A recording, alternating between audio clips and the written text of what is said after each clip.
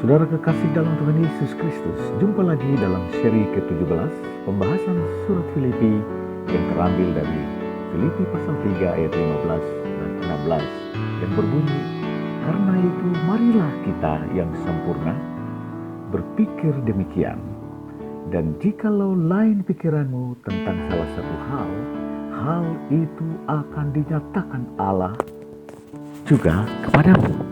Tetapi baiklah tingkat pengertian yang telah kita capai, kita lanjutkan menurut jalan yang telah kita tempuh." Haleluya. Mari kita berdoa. Syukur dan terima kasih ya Tuhan untuk bagian firman Tuhan yang sudah kami baca.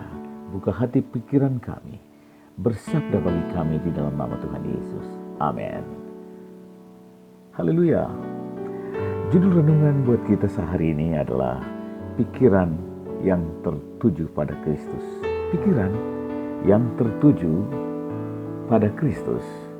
Mengapa Paulus mendorong agar pikiran kita ditujukan pada Kristus, dan bagaimana mengarahkan pikiran kepada Kristus? Saudara, Paulus menyadari adanya berbagai macam pola pikir di dalam jemaat. Ada yang berpola pikir searah, sama dan sebangun dengan Paulus. Ada juga yang bertentangan dengan Paulus. Karena itu, Paulus mendorong jemaat di Filipi dengan berkata, di dalam ayat 15a dari pembacaan tadi kita sudah lihat, "Karena itu kita yang sempurna berpikir demikian." Kita yang sempurna berpikir demikian. Yang dimaksud dengan pikiran dari orang sempurna di sini yaitu berpikir tentang meninggikan dan mengutamakan Kristus. Saya ulangi lagi. Yang pertama, meninggikan dan mengutamakan Kristus. Inilah yang menjadi parameter atau ukuran dari pola pikir yang sama atau pola pikir yang berbeda yang dikembangkan di dalam gereja. Ketika sebagian orang tidak lagi mengutamakan Kristus dan tidak meninggikan Kristus, maka yang terjadi adalah meninggikan diri sendiri, mengutamakan kepentingan dirinya sendiri. Dan kalau yang mengutamakan kepentingan diri sendiri minimal 2 orang saja, saudara, maka konflik menghadang karena kedua orang ini memiliki potensi konflik. Konflik itu muncul dari perbedaan pikiran, perbedaan fokus membuat konflik bisa terjadi.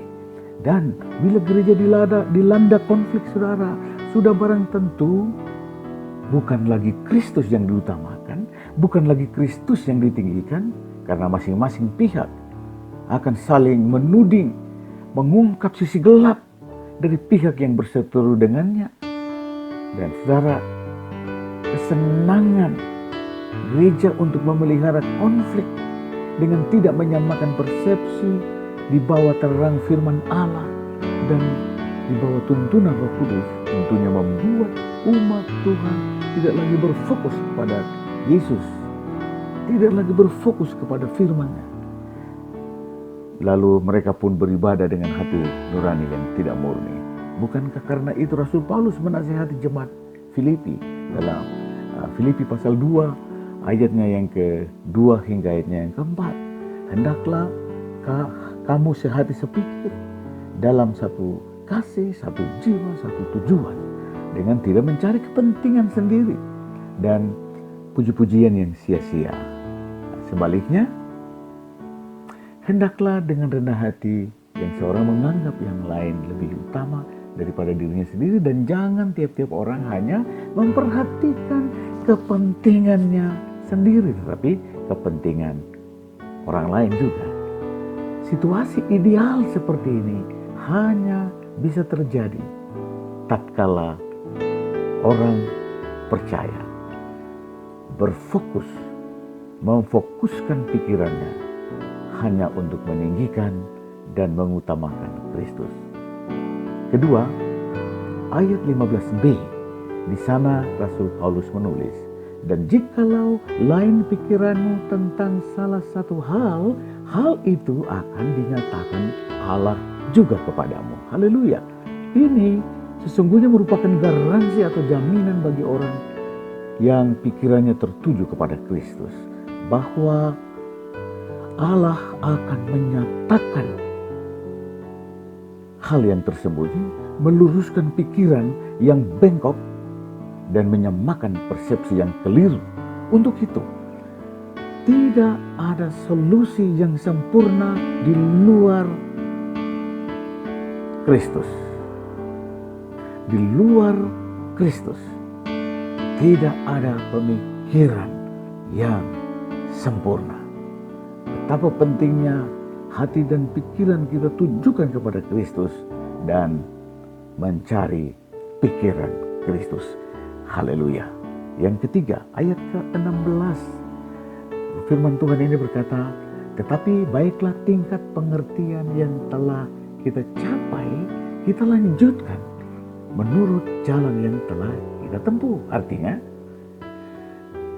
perlu ada tindak lanjut dari tingkat pengertian yang belum sempurna menuju tingkat kesempurnaan. Kesempurnaan pola pikir dan pengertian tersebut harus berjalan seiring, sejalan dengan iman seseorang. Sayangnya ada orang sudah karatan sebagai orang Kristen, tetapi tingkat pemikirannya, tingkat pemahamannya tidak berkembang. Mengapa? Karena tidak tenggelam di dalam kebenaran firman Allah. Karena tidak tahu membaca firman Allah, tidak bisa memeriksa firman Tuhan dan menelitinya, tidak mendalami firman Allah.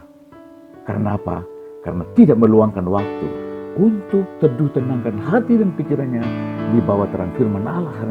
Akhirnya dia gagal untuk menangkap fokus, menangkap kebenaran, dan menangkap penyataan Allah bagi dirinya dan bagi gereja. Haleluya. Pertanyaannya yang pertama, mengapa pikiranmu perlu ditujukan kepada Kristus? Kedua, bagaimana agar pikiranmu tertuju kepada Kristus? Haleluya. Amin.